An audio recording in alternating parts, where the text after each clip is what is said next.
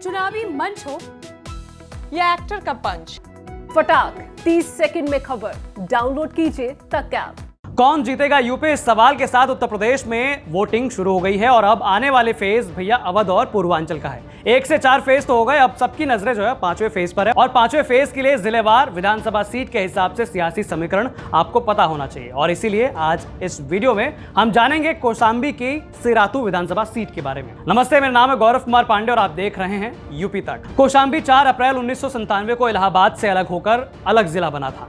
मंझनपुर इसका मुख्यालय है। जैन और बौद्ध भूमि के रूप में प्रसिद्ध है कौशांबी। उत्तर प्रदेश राज्य का एक जिला है। कौशांबी जिला बहुजन समाजवादी पार्टी का गढ़ माना जाता था, लेकिन 2014, 17 और 19 के चुनाव में भारतीय जनता पार्टी का अभेद किला है। कौशांबी जनपद में 1 लोकसभा सीट सुरक्षित है, जिसमें पिछले चुनाव में भारतीय जनता पार्टी का कब्जा रहा। वर्तमान में कौशांबी जनपद में कुल 3 विधानसभा सीटें हैं, जिनमें से एक मंझनपुर विधानसभा सीट सुरक्षित है, बाकी 2 विधानसभा सीट सिराथू और चायल सामान्य सीट हैं।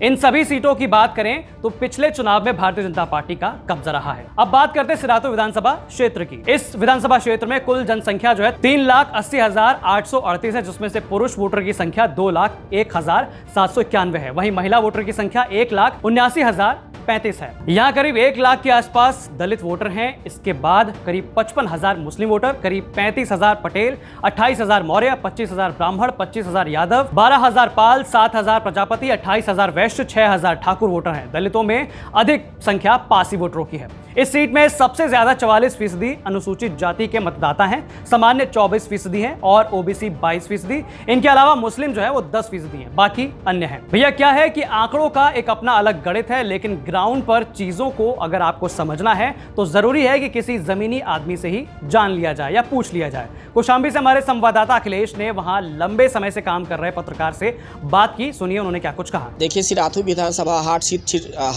इसलिए है कि यहाँ पर सिराथू से डिप्टी सीएम केशव प्रसाद मौर्य भाजपा प्रत्याशी हैं और उन्हीं के सामने कमेरावादी पार्टी सपा गठबंधन से पल्लवी पटेल जी का सामना हो रहा है। दोनों लोग ज़बरदस्त लड़ाई में हैं और यहाँ बाहुल्य क्षेत्र एससी बिरादरी का है, जिसको साधने में सभी पार्टी जुटी हुई हैं। दोनों पार्टियां बराबर लगातार एससी बिरादरी के पास जा रही हैं। अब देखना ये होगा कि एससी बिरादरी किसके पाले में जाती है। जिसके पाले में एससी बिरादरी जाएगी, जीत भी उसी की तय होगी।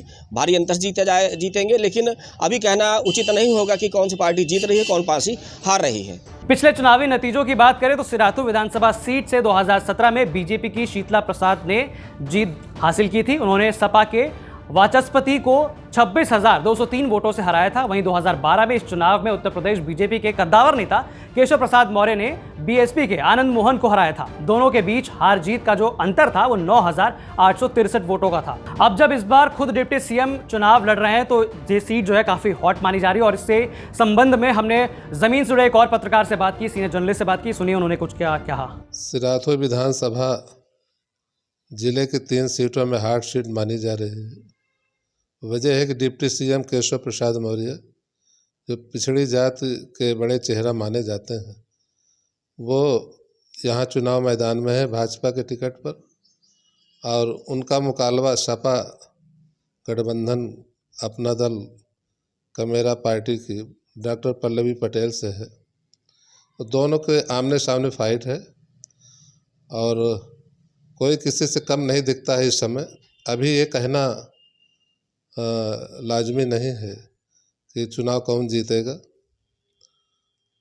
लेकिन जो हालात देखे जा रहे हैं वो बाहर से तो समतामूलक समाज की सभी बात करते हैं, सर्व जनहिताय की, लेकिन अंदर जो है जाति गुणा गणित चल रही है और पूरा चुनाव जो है वो जाति समीकरण की ओर जो है वो जाता हुआ दिख रहा है।